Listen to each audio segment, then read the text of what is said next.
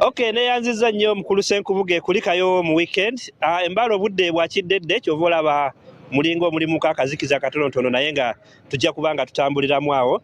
Ne amawulire amalala agatali malungi agabadde over the weekend nti mu bitundu by'e Namisindwa waliwo abaami babiri, omu yafiiridde oluvannyuma lw'okuba badde bagenze okukima ku maleewa mu Mount Elgon Forest, naye omu bamukubiddeyo essasi, omulala ye n'agendera ku bisago era wenjogerera ali mu ddwaliro. Kujjako abatuuze b'emulugunya bagamba tebamanyi ki kyennyini kivaako kuba abantu abatta si basirikale bawuwa naye ate abantu bagenze bafa nga teri muntu avaayo okubakubuulira kiki kyennyini kiriwo.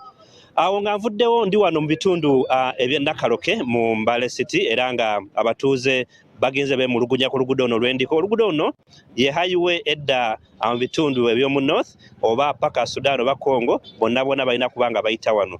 Naye wenjogerera obubenje bususse nnyo mu kitundu kino era n'olunaku olwakeesa ku Sande waliwo awa boda n'abasaabaze be batomera abamu ne bafiirawo. Omwana gwe mpulira nti yakyali yeka mu ddwaliro naye owa boda n'omukyala gwe yali asitudde ye bo bafiirawo.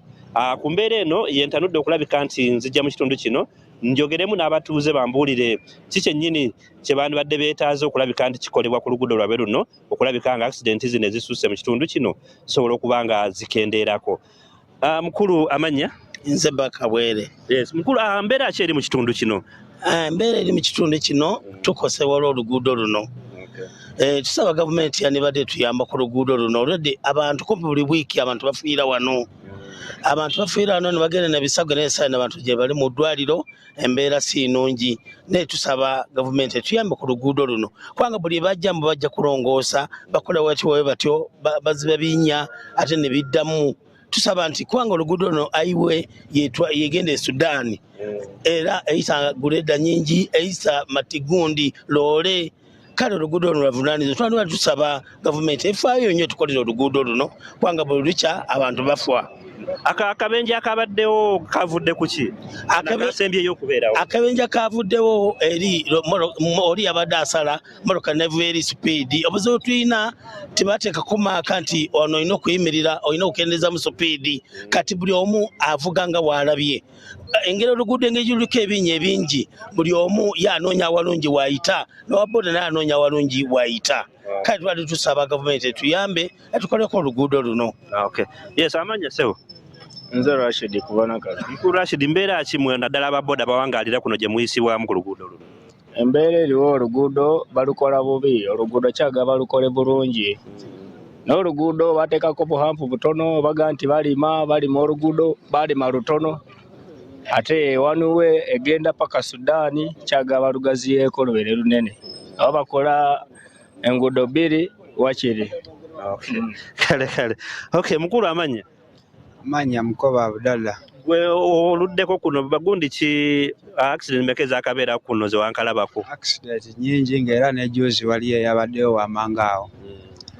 Enga oluguudo luno hampu ze baatuwa ntono. Wakiri batuweeko hampu enene. Era hampu zo kweziri? Kweziri naye era emmoloka tezirabawo ziyita buyisi tezisibamu. Tomanyi oba enene bayinza okukakanamuko ne basibamu naye obutono buliko bayita buyisi. Kati batuweeko enene tomanyi oba ne bakendeezaako ku sipiidi. Naye nga emmoloka ziyita buyisi tezisibamu. Abantu lwaki accident zibeerawo nnyo? Abantu bangi nnyo mu kitundu kino oba? N'abantu bangi naye nga bw'omanyi emmoloka no senta ziyita buyisi tezisibamu. Oba tulere ezo ziyita buyisi naye nga ate abantu bangi wano eno senta ne ziyita buyisi ate ne hampu eriwo weri wano mu senta naye ntono. Kyaggalawo ko hampu enene. Okay, mukulu oyagala kwogera sembera wano ndaba amanya mpitibwa Nantawandiika Eriya. Ndi omu ku bavugira emmotoka ku luguudo luno. Mu omuvugo obubi bwempulira? Nedda si bwe kiri.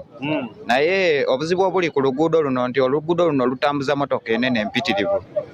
Ne lutambuza emmotoka entono nyingi n'ababoda bayitirivu.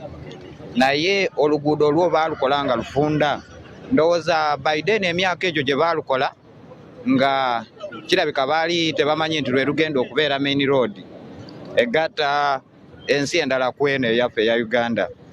Kati oluguudo lwo lufunda ovuga emmotoka nga ow'ebigere talina waalina kuyita ow'eppiki mwena mwefunza ku luguudo lwe lumu. Ate ekyokubiri nti oluguudo lwaweesa dda maaka. Tosobola kwawula nti wano makati g'oluguudo weno ye saidi yange eno ye saidi ya munnange. Omulinga abavugira awamu wakati. Oluguudo lulinga nga bw'onoogamba nti lwa kyalo luyisa motoke. Tosobola kwawula nti ono munnange kamulekere space eno. Mwena mwenyiga wamu terunna max kyekikulu.